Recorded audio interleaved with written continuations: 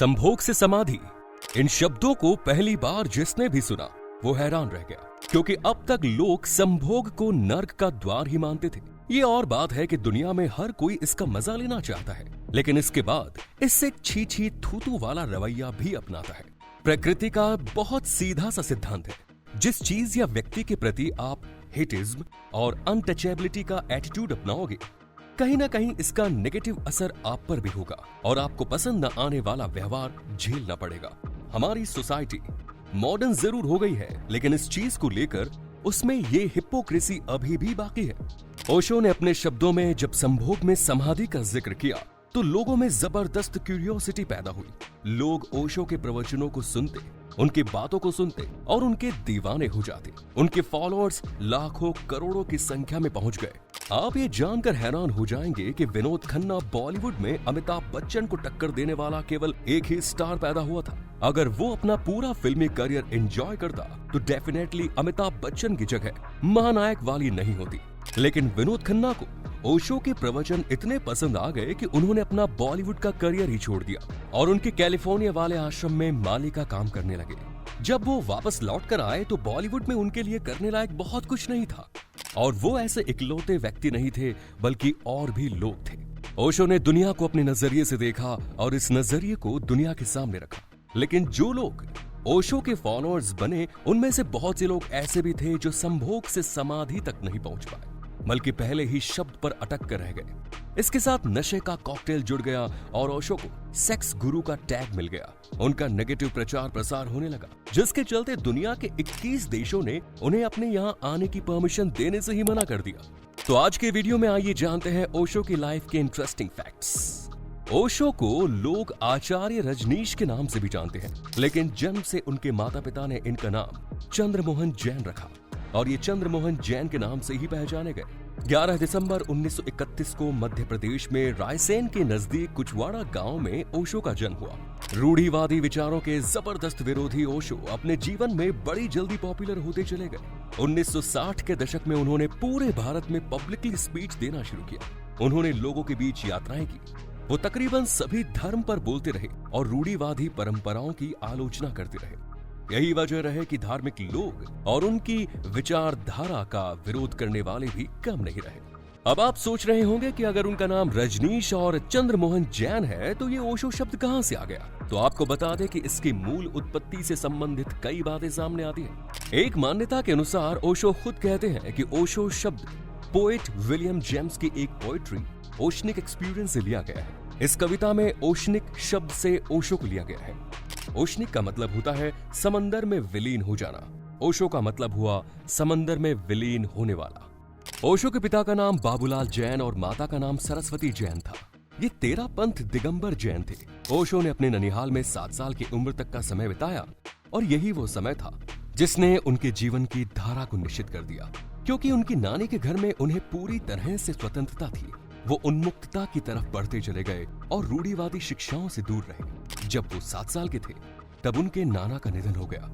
इसके बाद वो गाडरवारा अपने माता पिता के साथ आकर रहने लगे। वो बचपन से ही गंभीर स्वभाव के थे। शासकीय आदर्श उच्चतर माध्यमिक विद्यालय में उनकी प्रारंभिक शिक्षा हुई। अपने विद्यार्थी जीवन में ही उनके तेवर काफी विरोधी हुआ करते थे। जिस बात से वो सहमत नहीं होते थे उसे स्पष्ट मुंह पर कह देते थे। किशोरावस्था तक आते आते उनकी नास्तिकता उनके व्यवहार में झलकने लगी। ईश्वर में उन्हें जरा भी विश्वास नहीं था। इसी दौरान वो एक कुशल वक्ता और तर्क शास्त्री के तौर पर उभर रहे थे। थोड़े ही समय के लिए वो आजाद हिंद फौज और उसके बाद राष्ट्रीय स्वयंसेवक संघ में भी शामिल हुए।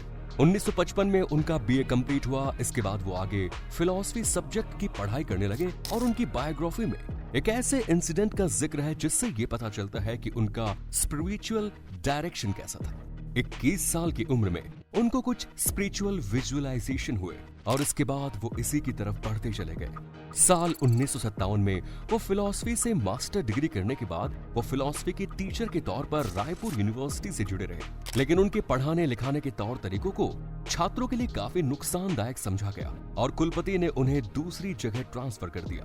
दर्शन शास्त्र के टीचर के तौर पर वो जबलपुर में भी रहे। यहाँ भी उन्होंने अपनी सेवाएं दी। दर्शन शास्त्र के शिक्षक होने के नाते उन्होंने उस दौर में गांधीवादी विचारधारा और परंपरागत धार्मिक संस्थाओं की आलोचना शुरू की, जिसकी वजह से वो विवादित होते चले गए। वो इंडिपेंडेंट सेक्सुअल बिहेवियर को लेकर उनकी अपनी आइडियोलॉजी थी, जिसका वो प्रचार प्रसार करते थे। इसी की वजह से उनको सेक्स गुरु का टैग मिला।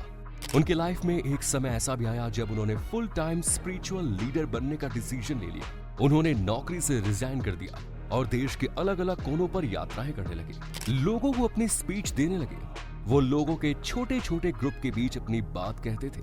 धर्म, राजनीति, समाज, परंपरा जैसे सभी विषयों पर वो खुलकर अपनी बातें कहते थे। कई बार उनके विचार लोगों को पसंद नहीं आते थे, लोग उनका विरोध करते थे। उनके कंट्रोवर्शियल थॉट्स ने जहां उनके विरोधियों को खड़ा किया, वहीं लोगों के बीच उनको पॉपुलर भी किया। उनका क्रेज लोगों के बीच काफी तेजी से बढ़ता जा रहा था। उन्होंने अपने शिक्षाओं में लक्ष्मी नाम की एक महिला को संन्यास की दीक्षा दी थी और उसका नाम माँ योग लक्ष्मी रखा। इसी तरीके से क्रिस्टीना नाम की एक लड़की को उन्होंने सन्यासी होने की दीक्षा दी, उसका नाम प्रेम निवास रखा गया। माँ योग लक्ष्मी ओशो की पहली पर्सनल सेक्रेटरी थी, जबकि ओशो के फॉरेनर फॉलोअर्स के लिए क्रिस्टीना को अपॉइंट किया गया था। उनके फॉलोअर्स के बीच कैंप के ऑर्गेनाइज करने का काम क्रिस्टीना यानी माँ प्रेम निवान ही किया करती थी। इन दोनों ने ओशो की पॉपुलैरिटी को आगे बढ़ाने में काफी पॉजिटिव काम किया। साल 1960 में उन्होंने नव संन्यास मूवमेंट को शुरू किया, जिसमें उन्होंने उन्मुक्त जीवन की वकालत की। स्पीच एक स्पिरिचुअल लीडर के साथ साथ ओशो ने एक ऐसा काम कर दिया जो युवाओं को काफी पसंद आया। उन्होंने सेक्स को स्पिरिचुअल कनेक्टिविटी का साधन भी बता दिया। इन दोनों अलग अलग विषयों को एक साथ जोड़ने से एक नया विचार सोसाइटी में स्प्रेड होना शुरू हुआ।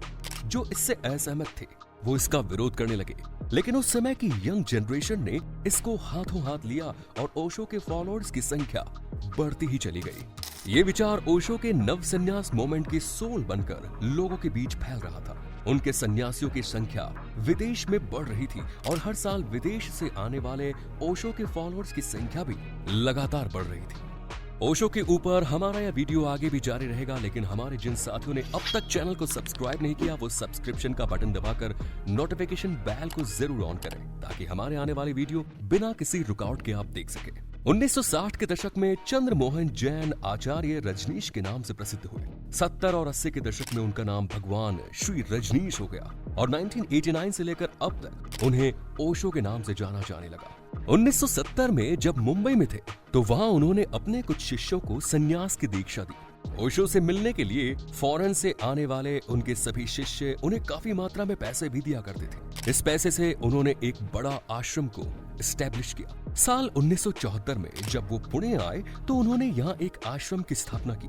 यहाँ पर विदेशियों की संख्या बढ़ने लगी। इसी आश्रम को आज ओशो इंटरनेशनल मेडिटेशनल रिजॉर्ट के नाम से भी जाना जाता है। एक समय था जब यहाँ पर लगभग 30,000 के करीब सन्यासी रहते थे और जिनमें विदेशियों की संख्या ज्यादा होती थी। ओशो ने मेडिटेशन की अपनी थियोरी बनाई थी और उन थियोरीज को अपने शिष्यों पर अप्लाई करते थे। सक्रिय ध्यान, कुंडली जागरण जैसी कुछ विधियां ऐसी थी जो इनिशियल स्टेज में आने वाली सड़कों के लिए थी, लेकिन जैसे जैसे साधक आगे के स्टेज में बढ़ता चला जाता है उसके ऊपर अलग अलग थेरेपी का इस्तेमाल किया जाता है। इनमें सबसे पॉपुलर थियोरी थी लिबरलाइज सेक्स, जिसका सीधा सा मतलब ये होता था कि आश्रम में रहने वाले सभी लोग एक दूसरे के साथ सेक्सुअल एक्टिविटीज में इन्वॉल्व हो सकते थे, एक दूसरे के साथ इंटरकोर्स कर सकते थे। उन्हें इस मामले में कोई रोक टोक नहीं थी, लेकिन इस तरीके की एक्टिविटी को लेकर के उनका काफी विरोध हुआ।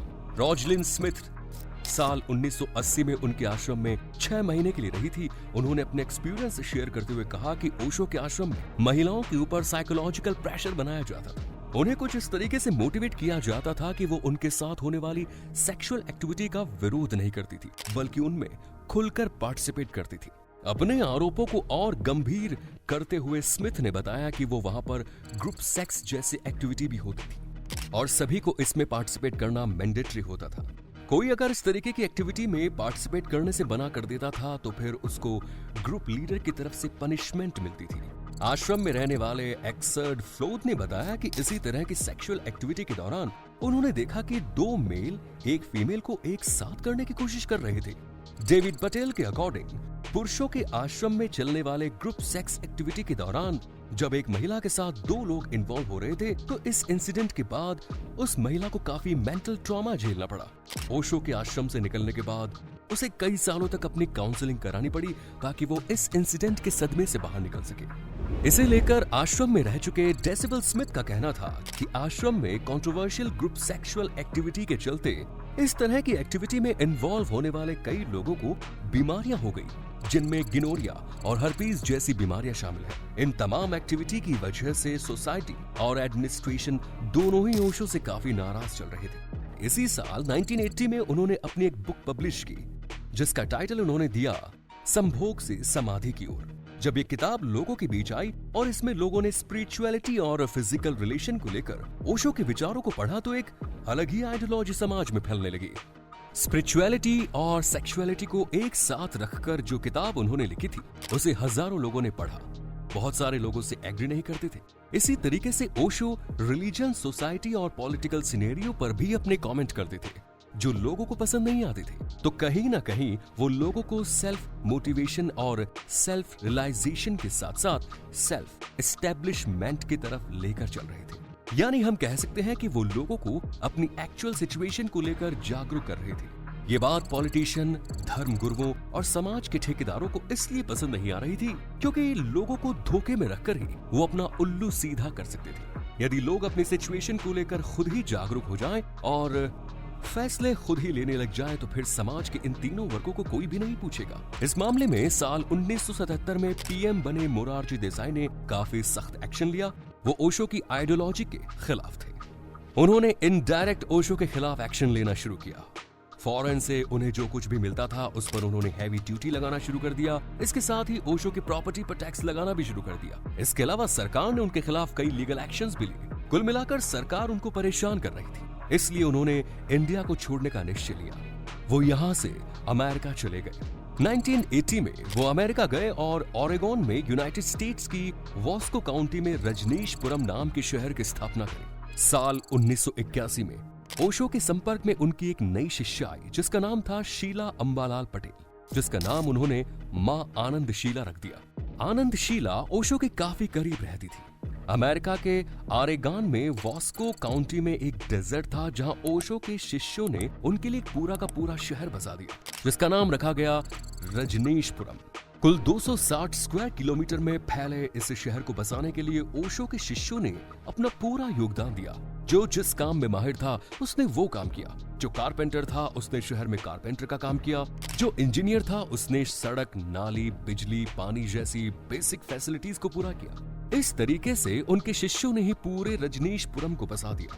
इस शहर में डॉक्टर, नर्स, इंजीनियर्स, कारपेंटर, सभी सेक्टर से जुड़े लोग रहा करते थे और ये सभी ओशो के फॉलोअर्स थे। इन्होंने इस शहर को बसाने के लिए कोई सैलरी नहीं ली, बल्कि उनके पास जो कुछ था उसे भी इस शहर को बनाने में खर्च कर दिया। रजनीशपुरम शहर पूरी तरह से अब बस चुका था।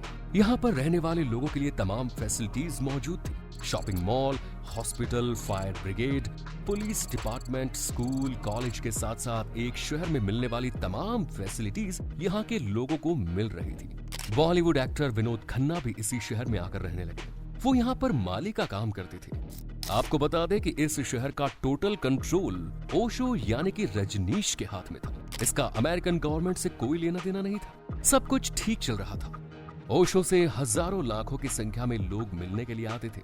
जो लोग उनसे मिलने के लिए आते थे, अगर वो हवाई जहाज से आते थे तो उनके हवाई जहाज को लैंड करने के लिए बाकायदा हवाई पट्टियों का निर्माण किया गया। अब अमेरिका में भी ओशो की पॉपुलैरिटी आसमान छू रही थी। उस समय ओशो के पास 90 रोल्स रॉयस कार हुआ करती थी। दुनिया की महंगी महंगी घड़ियां उनके पास होती थी। ये तमाम सामान उन्हें उनके शिष्यों के द्वारा गिफ्ट में दिए जाते थे।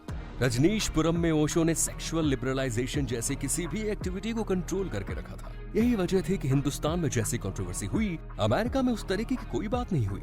लेकिन फिर उनके आश्रम में एड्स फैलने जैसी खबरें सामने आती रही। ओशो से पहले स्वामी विवेकानंद, स्वामी परमहंस, इस्कॉन मूवमेंट के स्वामी प्रभुपाद भी हिंदुस्तान से अमेरिका गए। वहां उन्होंने अपना मूवमेंट फैलाया, लोगों को जोड़ा, अपना काम किया और वापस आ गए। इनमें से किसी भी धर्म गुरु से अमेरिका की किसी भी सरकार को कोई प्रॉब्लम नहीं हुई। लेकिन ओशो के साथ बात अलग थी। उनकी पॉपुलैरिटी एक अलग ही लेवल पर जा चुकी थी। इसीलिए अमेरिका की गवर्नमेंट उन पर कंट्रोल करना चाहती थी। पर सवाल ये उठता है कि इसका कोई कारण तो सामने आए। बिना किसी डिस्प्यूट और प्रॉब्लम के गवर्नर भी इस पर कंट्रोल नहीं कर सकती। साल 1978 में अमेरिका में जेम्स टाउन में एक ऐसी घटना घटी जिसमें लगभग 900 से अधिक अमेरिकियों की मौत हो गई। इस शहर को भी एक व्यक्ति ने पर्सनल एस्टैब्लिश किया था। इस एक्सपीरियंस से सीख लेते हुए अमेरिकी गवर्नमेंट रजनीशपुरम पर अब कड़ी नजर बनाए रखे हुए थी। साल 1984 में ओशो की पर्सनल सेक्रेटरी रही मां आनंदशीला पर गंभीर आरोप लगे। उन पर बायो टेरर अटैक का एलिगेशन लगाया गया। इन एलिगेशंस के मुताबिक मां आनंदशीला ने अपने फॉलोअर्स के साथ मिलकर अमेरिका के ओरेगन स्टेट के 10 रेस्टोरेंट्स में साल्मोनेला बैक्टीरिया को फैलाया, जिसकी वजह से 711 लोगों को फूड पॉइजन की शिकायत हुई। इनमें से 45 लोग क्रिटिकल स्टेट में चले गए और उन्हें हॉस्पिटलाइज्ड होना पड़ा। अमेरिकन एजेंसी ने इसे अपनी हिस्ट्री का सबसे बड़ा बायोडेटा अटैक बताया और इस अटैक के पीछे जो वजह बताई वो ये थी कि वास्को काउंटी में इलेक्शन होने थे और अपने कैंडिडेट को जिताने के लिए आनंदशीला ने ये बायोडेटा अटैक किया। मां आनंदशीला अपोजिट कैंडिडेट के वोटर्स को नुकसान पहुंचाना चाहती थी। कुछ लोगों का ये भी कहना था कि अमेरिका सिक्योरिटी एजेंसी का ये केवल एक प्रोपेगेंडा था जिसके जरिए वो ओशो पर कंट्रोल कर सके। इन तमाम एलिगेशंस को लेकर ओशो का यही कहना था कि उन्हें इस बारे में कोई इंफॉर्मेशन नहीं है। मां आनंदशीला को इस आरोप में गिल्टी पाया गया और उन्हें उम्र की सजा हुई। जब अमेरिकन अथॉरिटी रजनीशपुरम पर एक्शन लेने लगी तब ओशो ने अपने फॉलोअर्स के साथ अमेरिका से भागने का निश्चय लिया, लेकिन उन्हें एयरपोर्ट पर ही पकड़ लिया गया। शार्लोट एयरपोर्ट पर ओशो को पकड़ा गया। उनके फॉलोअर्स के पास से $55,000 पिस्टल और ज्वेलरी को बरामद किया गया। अब ओशो पर इमिग्रेशन फ्रॉड का आरोप लगाया गया और उन्हें 12 दिन तक अमेरिका की अलग अलग जेलों में रखा गया। उनका पासपोर्ट भी जब्त कर लिया गया। अमेरिका के दबाव के चलते दुनिया के 21 देशों ने ओशो को अपने यहाँ आने से रोक दिया। फाइनली ओशो वापस इंडिया आ गए और साल 1987 में वो अपने पुणे आश्रम में वापस आ गए। यहाँ आने के बाद उन्होंने ये कहा कि अमेरिका की जेल में उन्हें स्लो पॉइजन दिया गया है। भारत वापस आने के कुछ समय बाद उन्हें अस्थमा, बैक पेन और हार्ट प्रॉब्लम्स होने लगी, जिसकी वजह से उन्होंने अमेरिका में दिए गए स्लो पॉइजन को बताया। 19 जनवरी 1990 को 60 साल की उम्र में ओशो इस दुनिया को अलविदा कह गए। उनकी डेथ को लेकर भी कई कंट्रोवर्शियल थियरी सामने आई। तो दोस्तों, ये थी विवादास्पद स्पिरिचुअल लीडर ओशो की पूरी स्टोरी। वीडियो पसंद आई तो लाइक करें, शेयर करें, चैनल को सब्सक्राइब करें। मिलेंगे फिर नए वीडियो में, तब तक के लिए धन्यवाद। जय हिंद।